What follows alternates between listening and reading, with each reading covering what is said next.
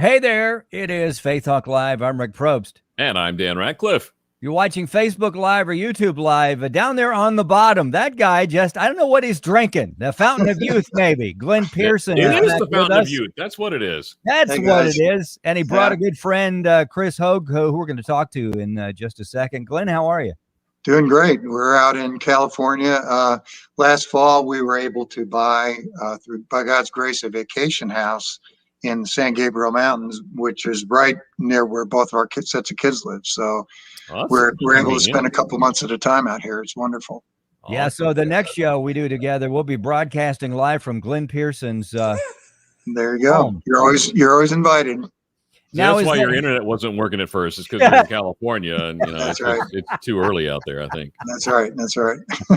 Hey, since I'm not sure where you are geographically, are you having any problems with fires, smoke close by, or what? No, we're east of Los Angeles, about an hour and a half. Okay. Up in the San Gabriel Mountains, 6,600 feet.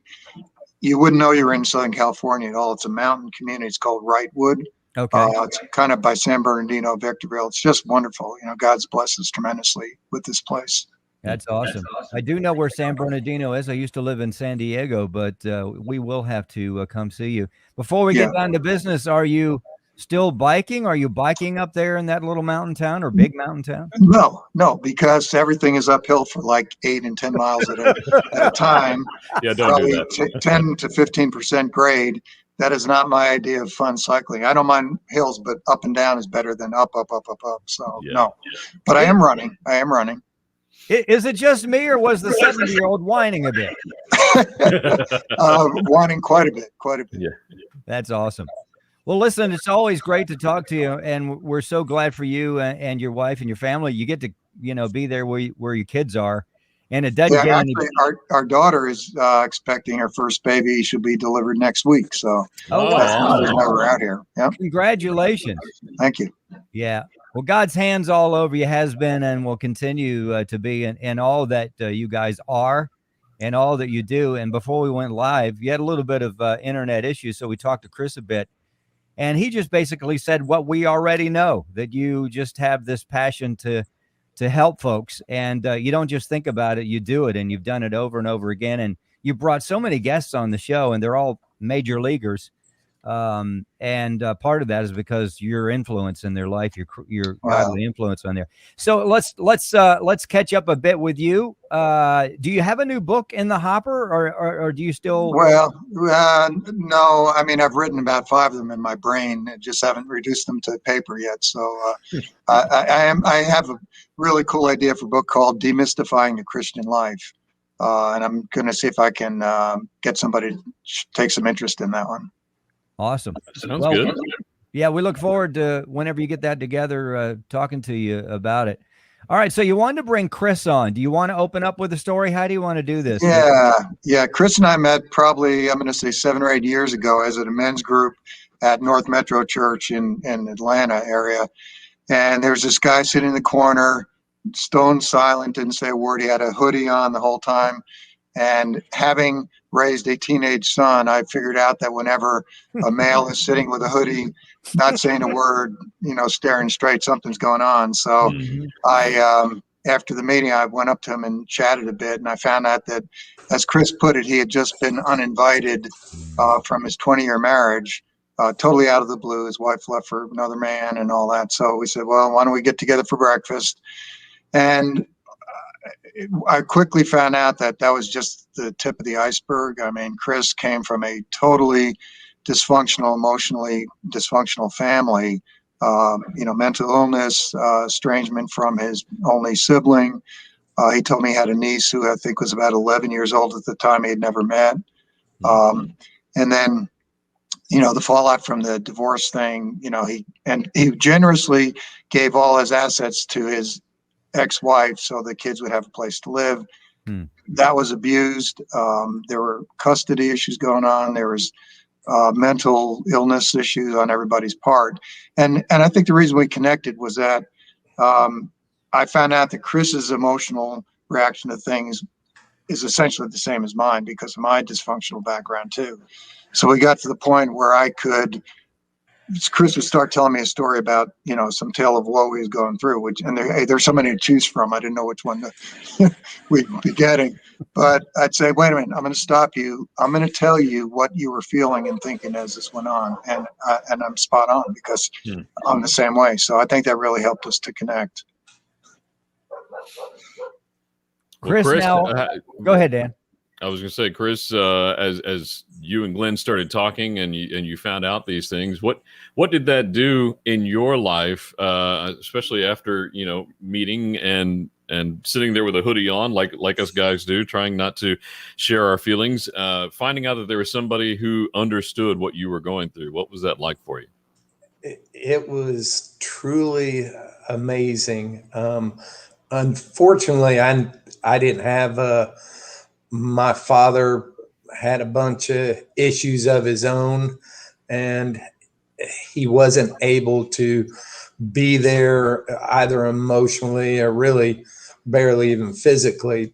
But having Glenn speak to me and say words of encouragement, such as, I believe in you, you're not alone, things like that you would take for granted, or I say my sons now take for granted, because of Glenn breathing into my life. I've been able to say those words to my boys that I don't believe I was saying before, but meant a world to me, because before Glenn said it or, reached out and, and I'm talking almost 8 years, every month, multiple times during a month,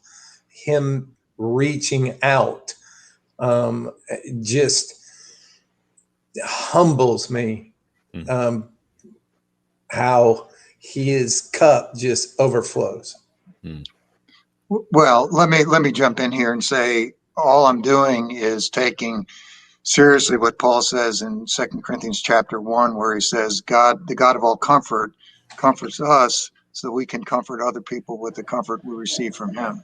And, because God has driven these things into my life in such a significant way, helped me overcome the junk of my background. How can I not pass that along to other people who I can connect with? We're talking with Glenn Pearson, and he's an author, musician, discipler. He does so much. And then Chris Hogg is with us. What a guy. And again, not to belittle your relationship, but we've heard this story over and over and over, and have seen it up front and personal. I think it's a blessing. And it just really is. There's not a lot of that going on, at least that I see. Glenn, when you come up with someone, I mean, this has been what you said 8 years ago. Yeah, something like that.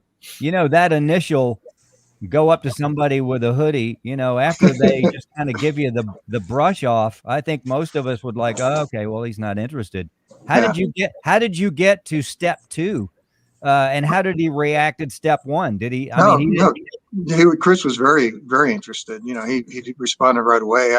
And I want to say this too. We were meeting for probably 4 or 5 months, and at that point we connected well enough that I think I understood him well enough. And I said, Chris, I'm going to tell you something.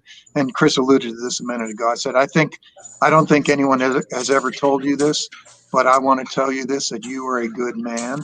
And I believe in you for what that's worth. I mean, I don't know what that's worth, but I just want you to know that don't listen to the stuff you've been told your entire life, that you're the problem, you're worthless, And the other thing I want to say about Chris, he's probably the closest to Job that I've ever met. I've mentioned some of the problems, but something that happened more recently, I think it's been about 3 years now, Chris was involved in a extremely serious car accident, and he's still suffering from the effects of that. And I can tell Chris is having a day. Some days he has a little more trouble because of lingering effects. And today's one of those days. But I've never seen anybody go through so much and have such a positive attitude. In fact, just a few weeks ago, the two of us met with someone else that I'd met who I thought Chris would really be an encouragement to. And the entire time, this other gentleman was talking about the issues he was facing, and Chris was just offering such encouragement and just so upbeat and just kind of casually describing all these terrible problems he's gone through and say, but, God is good. And, I wish I didn't go through this, but, Jesus loves me and it's great. All is good. So, Chris is an amazing example of somebody who has allowed God to minister to him in tremendous ways. Mm-hmm. Love that. Yeah. Wow, Chris. So just going through everything that you've been through, is it people like Glenn? What is it that has kept you sane and looking forward and keeping your eyes on Jesus? I wish I could be more definitive, like it was this or that.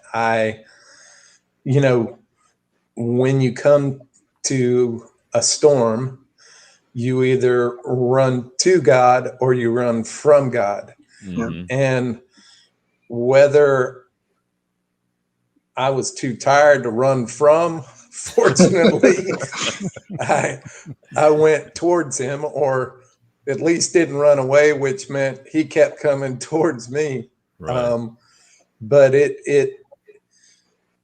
it made a world of difference. It doesn't change anything, but like lots of people have said, at least you have hope, and without even hope, that you have a Father that loves you, that he has planned good things for you. And what you're experiencing is just a season. It's come to pass, not to stay. And then,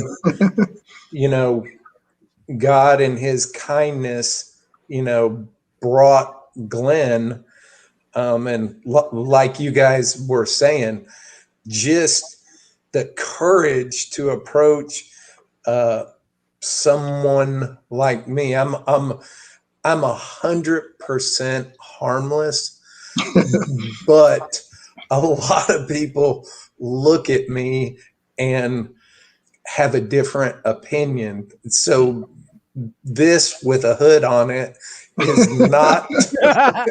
is not inviting for most. I wish we had a picture of that with him with a hood on it. I'd love to put that up on StreamYard. Glenn Pearson and Chris Hogg here. We got to take a break here in just a couple of minutes. Glenn, do you think God sets us all up like this in a sense that there are people that we need to go past the line that's been drawn from them, and if we'll just cross that line, this is something that God's called us to do? Essentially, yes. I wish, and again, this is not about me. I don't want this to be, it's just, there's so many needy people out there, and everybody has something to offer somebody. And if we can only realize that, tap into that, and enjoy dogs in the background, life would be a lot happier. So yeah, I think everybody has an opportunity to minister to other people. Yeah, that's so good. Since we've been doing this for what, Dan, 18, 19 months, whatever it's been, we've had babies fly across the screen, dogs, cats, you name it. So nothing excites us anymore. We're just, okay, just another day on the air. Well, listen, guys, we'd love to catch up with you again in the fall. What a blessing, Glenn, you are. And I know you don't want to take credit, but I'm going to give it to you anyway. And Chris, you as well. My gracious. What a brave, courageous man. And it's not over till it's over. And it's not over. How about that? We'll be right back. I'm Rick Probst. And I'm Dan Ratcliffe. This is Faith Talk Live.